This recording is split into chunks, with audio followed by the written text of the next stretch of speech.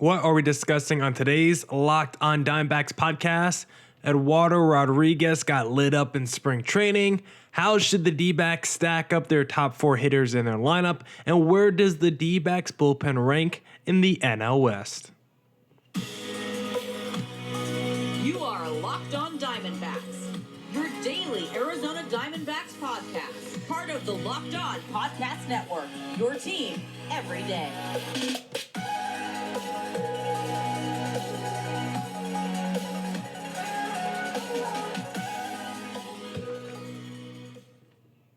Welcome into the Locked on Diamondbacks podcast, part of the Locked on Podcast Network. Your team every day. You're listening to who? The always charismatic host of this podcast, Millard Thomas. I'm a multimedia journalist and I'm a graphic designer. So please go check out my website, MillardThomas24.myportfolio.com. On there you can see all my latest work, from my packages to my articles to my photos and my graphic design. If you want to see more content by me, just follow me on Twitter at CareerThomas24 for my personal account, or look up Locked on Diamondbacks about Twitter, Instagram for the podcast handle. And of course, thank you for making Locked on Diamondbacks your first listen every day. I would not be able to do this podcast without you, my loyal listeners, sharing, subscribing, reviewing, doing all that so I could do this podcast for you.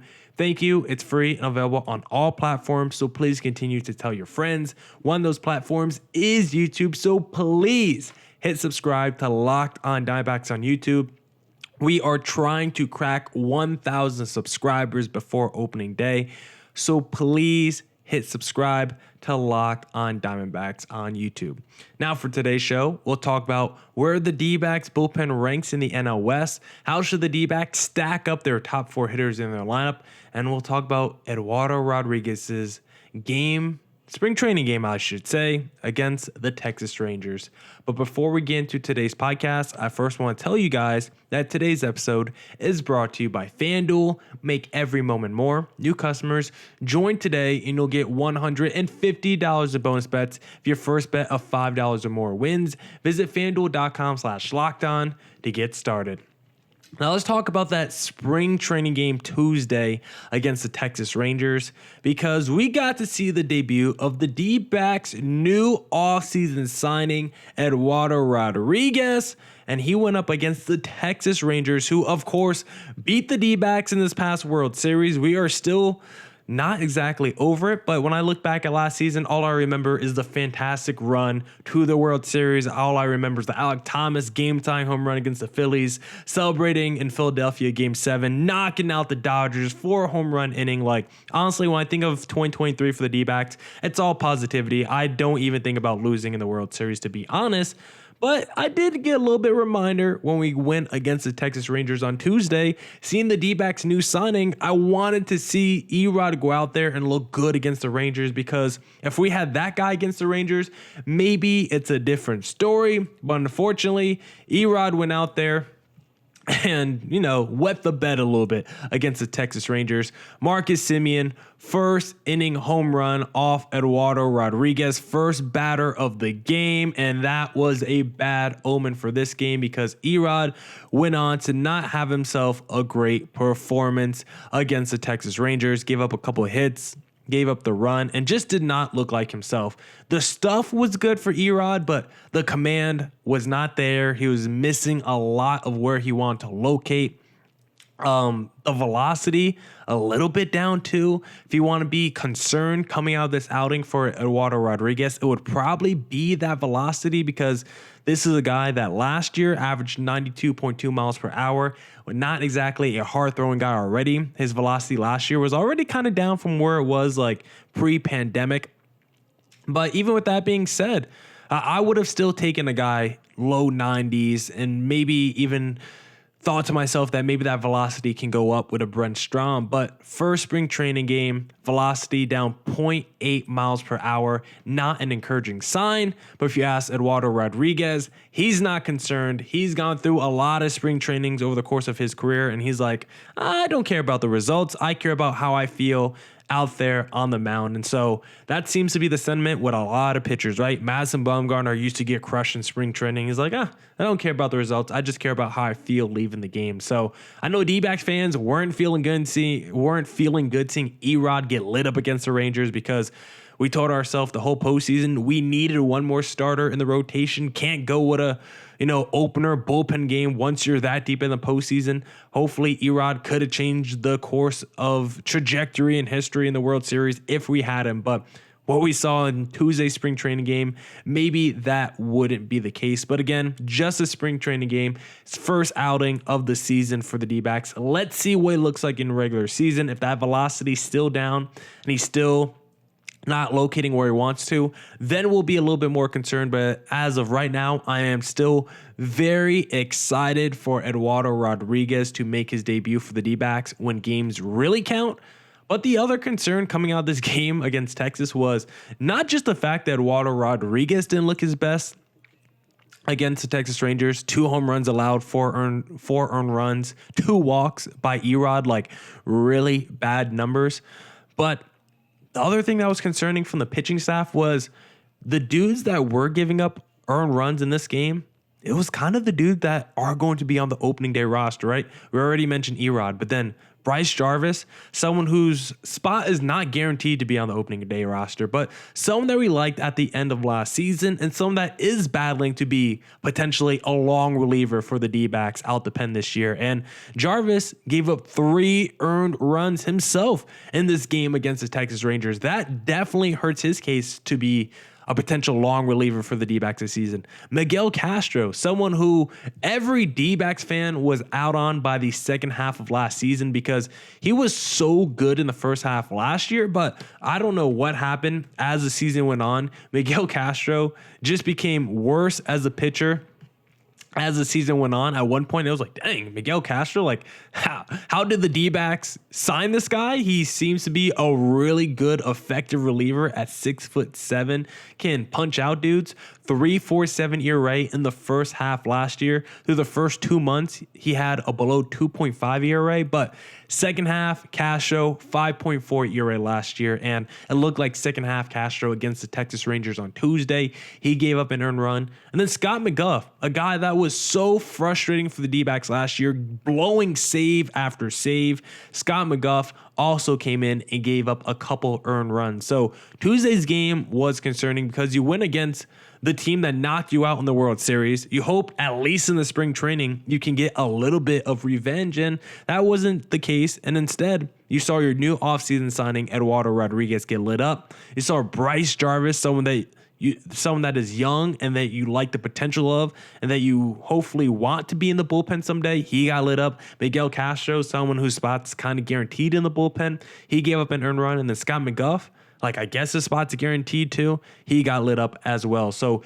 D-backs pitching not looking too good. But if you want some positives, looking at the position players in this game, if you need some positives, Ketel Marte, 2 more hits. He just continues to rake triple in this game. And like I said on yesterday's pod, it feels like 2021, 2019 Ketel Marte, where he is just teeing off. It feels like Ketel Marte is going to have like one of those seasons where he bats like 320 and every time he's at the plate, you just feel like you should go on FanDuel and just live bet a Ketel Marte hit because he does have some pretty insane hitting seasons. Like we've talked about 2019 a bunch on this podcast. He batted 329 in 2019. 2021, he batted 318. 2020 was a down year, but he still batted 287 2020. Last year was a bounce back, but still only batted 276. I think Ketel Marte could get that number to 295 to 315 this season. And if you get a Ketel Marte that is batting in that 295 to 315 range, you're going to get an MVP level Ketel Marte, and that's only going to raise the ceiling of this D-backs offense even more. So from what I've seen from Ketel Marte so far this spring training, he's swinging a really, really good bat. We saw Christian Robinson. He got another hit today. He only had 1 at bat, but 1 for 1. Christian Robinson, again, is someone that I'm probably maybe not the most locked into, but again, top 3, top 4 guy of someone I'm keeping on my radar this spring training. Again, I would love to just see him at least get one opportunity with the D-backs this season. He continues to crush in spring training. Eugenio Suarez, he woke up today. He had 2 hits, 2 runs. 2 of his hits were like over 105 miles per hour, like absolute rockets off the bat for Suarez. And then finally, one final positive, Blaze Alexander, 1 for 2 today. He got another hit. He continues to crush at the plate. His slash line this spring training, 444 average, 444 OBP, and a 778 slugging. He's been an absolute monster. So some positives from the position players in the lineup. Pitching staff not looking so good, but again, it's still spring training, so come talk to me about concern once we get to the regular season. Now we'll talk about how the D-backs should stack up the top 4 in their lineup. But if you're unconcerned as well with the D-backs' chances of getting back to the World Series in 2024, then why not go to FanDuel Sportsbook and place a little futures bet down, because get buckets with your first bet on FanDuel, America's #1 sportsbook. Right now, new customers get $150 in bonus bets with any winning $5 bet. That's $150 if your bet wins. Bet on all your favorite NBA players and teams with quick bets, live same-game parlays, exclusive props, and more. I know we've been talking about basketball, but now that baseball's around the corner, I'm getting back to betting baseball. I like to do the D-backs, and I love to do the same-game parlay. Give me the D-backs money line. Give me Corbin Carroll over on total bases, and give me that Ketel Marte RBI. That pays out at plus 200. I am a lock to put some money down. So if you want to put some money down, just visit FanDuel.com/lockedon and shoot your shot. FanDuel, official sportsbook partner of the NBA. All right. Let's get back into the Locked On Diamondbacks podcast. If you like the show, please follow me on Twitter at CareerThomas24 for my personal account, or look up Locked On Diamondbacks both Twitter, Instagram for the podcast handle. But now let's talk about how the D-backs should stack up their lineup, specifically the top of their lineup, because I think lineups have become a very important conversation around Major League Baseball the last few years. And it's really about how do you want to stack your lineups, because I think previously it was always like you kind of found your mold of player. It was like, okay, speedster bats leadoff, your contact guy bats number 2, best power hitter 4. But now I feels like there's a little bit of a philosophy change. Like before, you might have staggered your lineup or you just tried to fit people into slots. But nowadays, it seems like it's all about just getting your best players at the top of your lineup. Put as many of your good players near the top as possible. If you have only 4 elite players, put them 1 through 4. If you're a team like the Dodgers or Braves and you have 6, 7 elite players, yeah, maybe this discussion that we're about to have of how to stack up your top 4 isn't exactly for you, but even those teams, they're still putting their 4 best players on paper at the top of their lineup. Maybe there's some controversy on who's the 4 best players for the Dodgers or Braves, but those teams are still trying to stack their top 4. And when you look around Major League Baseball, this is what a lot of teams do. When you look at the Houston Astros, their top 4, it's going to be Altuve, Bregman, Alvarez, and Kyle Tucker. Like when you look at the Yankees, it's going to be Rizzo, Judge, LeMahieu, and Juan Soto. Padres, Machado, Cronenworth, Bogarts, Tatis. Like I wasn't going in order of those 3 teams in terms of, what their batting order would be, but in some combination, those are the 4 best players for each of those teams, and those 4 are guaranteed to be in the top 4 of the lineup for each of those teams. And so for the D-backs, they have to figure out who the top 4 in their lineup is going to be. I think 3 out of the 4 is a lock. I think Corbin Carroll, Ketel Marte, and Christian Walker are a lock to be 3 of the 4. So it really depends who that 4th guy, who's either probably batting cleanup or who's that number 3 hitter going to be, because I would have to assume the way the D-backs are going to stack the top of their lineup, Corbin Carroll number 1, Marte 2, and then Walker number 4. Like that seemed to be the go-to combination for Torey Velo last year. Seems to be a creature of habit. Of course, the lineup's going to change depending on who's on the mound. I think those 3 will always be locked into those spots. I think Carroll's going to be the everyday leadoff hitter for this upcoming season. I think Marte is going to be number 2 a lot. And I think Walker is going to be number 4. Maybe Marte and Carroll switch throughout the season. But if you had to put a gun to my head right now, how would those 3 stack up in the lineup? I think it goes Carroll 1, Marte 2, and Walker 4. And the thing with Carroll that makes him so important to this D-back team and why I believe he's going to be the leadoff hitter is because when you look at leadoff hitters now in Major League Baseball, they're arguably the most dynamic player on your team. Like leadoff hitters before, it was like, okay, can you bat 290 and steal 40 bases? We don't care about your slugging. We just care about OBP, average, and speed. If you are good in those three areas and you can score runs, we'll put you at the top of your lineup. We don't really care about your slugging. We don't care about your power too much. We just want you to get on base and create havoc. But nowadays, having power as your leadoff hitter with the speed havoc combination is as important as ever, because when you look at some leadoff hitters across Major League Baseball, a lot of the best teams, their best player is their leadoff hitter, right? Ronald Acuna, MVP last season, 40 home runs, 70 stolen bases. He batted leadoff for the Braves last year. Mookie Betts, 30-30 kind of a player. Maybe not 30 stolen bases as much anymore, but still top 3 MVP finisher every single year. Has been an MVP in the past.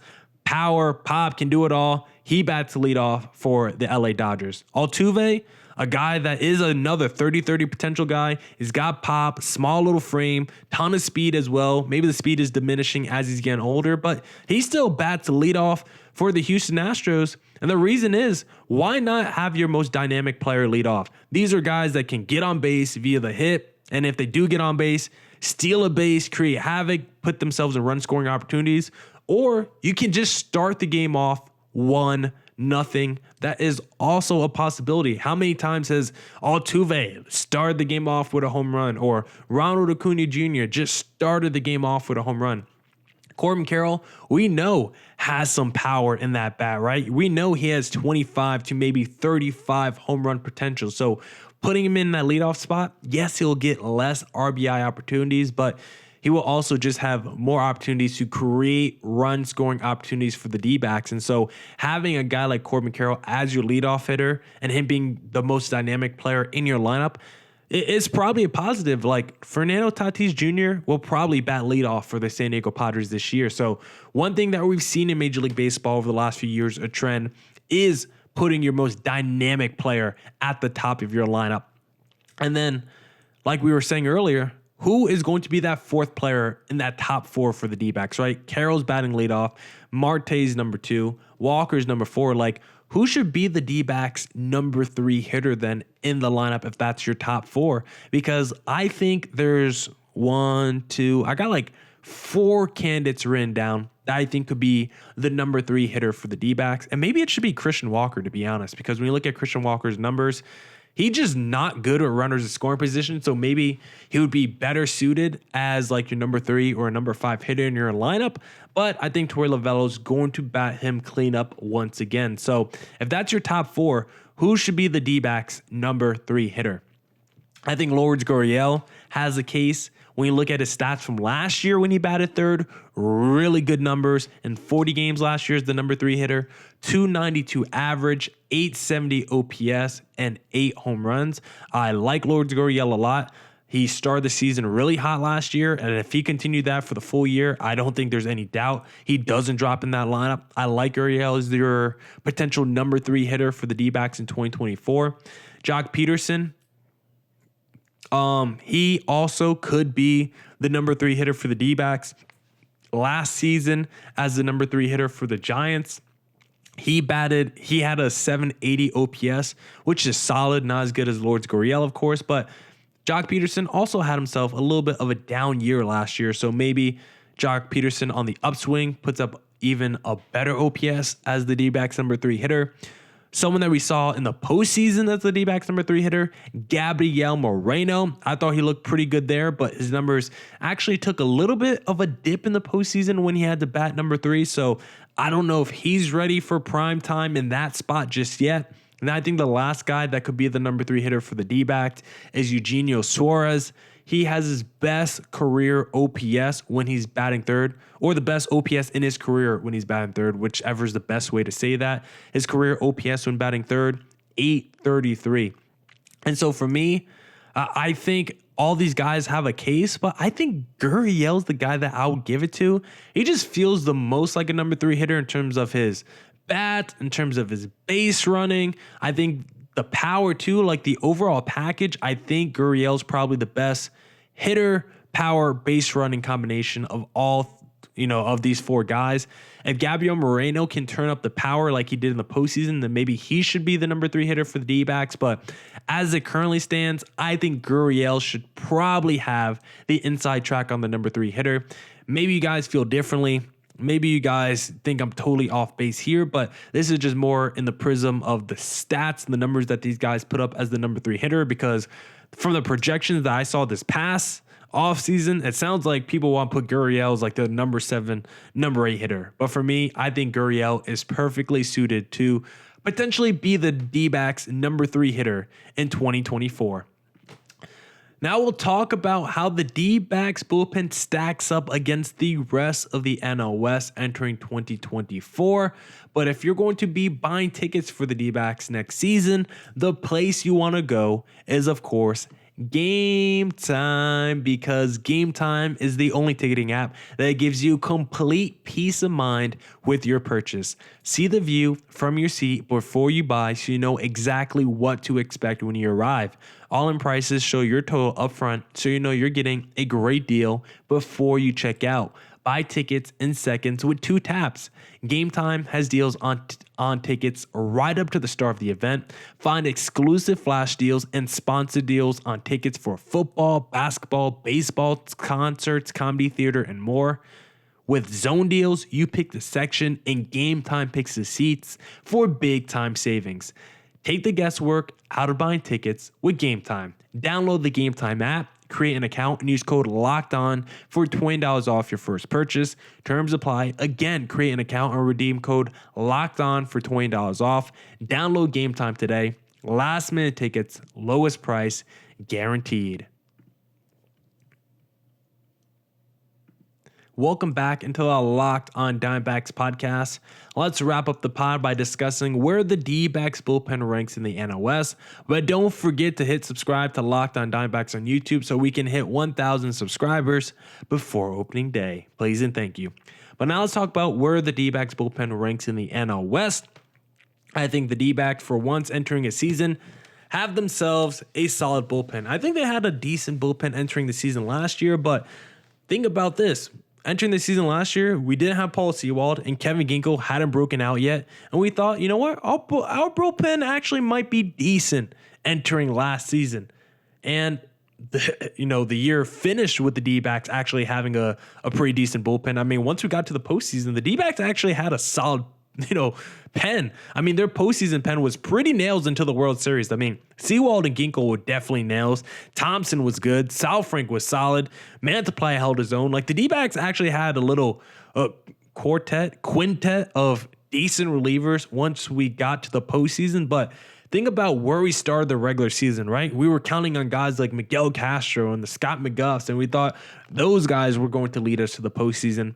That wasn't the case, and by the end of the year, the D-backs were actually able to find enough pieces, piece enough pieces together, and actually put together a really good postseason pen that helped them get to the World Series. Now entering 2024, I think the D-backs do feel pretty solid about their options in the pen. Sewald, Ginkel, Mantiply. Maybe you got a Luis Frias. Maybe you got a Ryan Nelson, Ryan Thompson, Sal Frank, Slade Cocconi, Bryce Jarvis. Like, maybe not every guy I just named is great, but there's at least a world where they can be effective and pitch well for the D-backs. And if one guy doesn't work out, the D-backs do have a decent amount of options in their pen. So feel good for once entering a season with the pen that the D-backs currently have. And I want to know where it ranks in the NL West. So we're going to start from the top. And for once, I don't have the Dodgers as the best bullpen in the NL West. I actually have the San Francisco Giants, and I think it's still close with the Dodgers. I mean, if you tell me the Dodgers are the best, I mean, I won't argue with you, but I think this is actually the Giants' strength. When you look at their pen, Camilo Doval, really good closer that they developed. One of the only players that the Giants have developed over the last few seasons that have been effective for them. And then you got the Rogers brothers behind Doval to be setup men. You got Luke Jackson. You got Ryan Walker. Like, I think there's at least 5 really good relievers in the Giants bullpen, if not more than that. I have a lot of respect for all those guys. And I just think the floor of that Giants pen is really good, especially when some guys get back from the injured list and move some of those rotation pieces into the pen. I just like that Giants pen a lot. I think they're the best pen in the NL West. Number 2, this is where I have the LA Dodgers. Listen, I think Sewald and Ginkel could be better than the combination setup man for the Dodgers, but the Dodgers' rest of the pen is still pretty good. Ryan Brazier was absolutely nasty last year for the Dodgers. Joe Kelly actually had a pretty good season as well last year. We'll see if like the Blake Trenians can stay healthy, but he's been pretty good in the past as well. And I'm sure the Dodgers will have 1 or 2 pieces out of nowhere come in and be breakout stars for them, because that seems to always happen for the Dodgers bullpen. They always seem to find somebody to go, pitch in that pen that we didn't have on our radar. And then, you never know. Maybe one of those people in their rotation right now goes to the pen once a Kershaw comes back, once a Walker Buehler comes back. Like, does a Emmett Sheehan go to the pen? I don't know. So I still think the Dodgers bullpen is second, because I think they do have quality talent, and they always seem to find quality talent for that pen as well. Like Ryan Brazier putting up a .7 ERA last year after like an ERA north of 5 for the Boston Red Sox. Like, that just infuriates me. So Giants 1, Dodgers 2. Number 3, this is where I have the Arizona Diamondbacks. Like I just said before, Paul Sewald as your closer. I think he can lead the NL in saves this year. That's one of the bets I'm keeping an eye out for the rest of the season. Kevin Ginkel, elite setup man. Then with the Ryan Thompson, Sal Franks, Mantiplies, and who knows, maybe a Luis Frias has himself a good season. Maybe one of those young, long reliever types like a Ryan Nelson actually end up being pretty good for the Dbacks this season. So I think there's depth in that Dbacks pen. I think there's enough quality talent too for the Dbacks pen to be pretty good this season. Number 4, I got the San Diego Padres, who took a little bit of a beating this offseason, right? The Padres have seen some talent walk out the door. I think there is some interesting pieces. Like, I think there is a world where maybe the Padres pen is better than the D-backs, but too many question marks right now. They signed some relievers from overseas to be in their pen, and they're kind of expected to have pretty large roles. They saw Josh Hader leave. They saw Seth Lugo leave. I think they even had Nick Martinez. Didn't he leave as well? I think he signed with the Cincinnati Reds. Let me double check on that real quick. Nick Martinez, yeah, he's with the Cincinnati Reds. So if you're just talking about the Padres pen from last year, no Hader, no Lugo, no Nick Martinez, like, it's gotten dramatically weaker. Of course, their lineup has gotten weaker too when you're trading away guys like Juan Soto, but the Padres did get back a bunch of pitching pieces in that Juan Soto deal that I do kind of like the Johnny Brito's of the world, so the Michael Kings as well. So maybe the Padres pen can end up being better than the D-backs by the end of the season. But as it stands right now, too many question marks, and I would have the D-backs pen number 3, Padres pen 4, and then sadly, of course, the Rockies always come in at last place. But when I look at the bullpen rankings as it currently stands in the NL West, Giants 1, Dodgers 2, D-backs 3, Padres 4, and then Rockies 5. Now that's it for this edition of the Locked On Diamondbacks podcast. Come back tomorrow for more Diamondbacks news coverage and insight. We'll talk more about spring training. Of course, stock up, stock down. And as always, stay safe, stay healthy. Doses.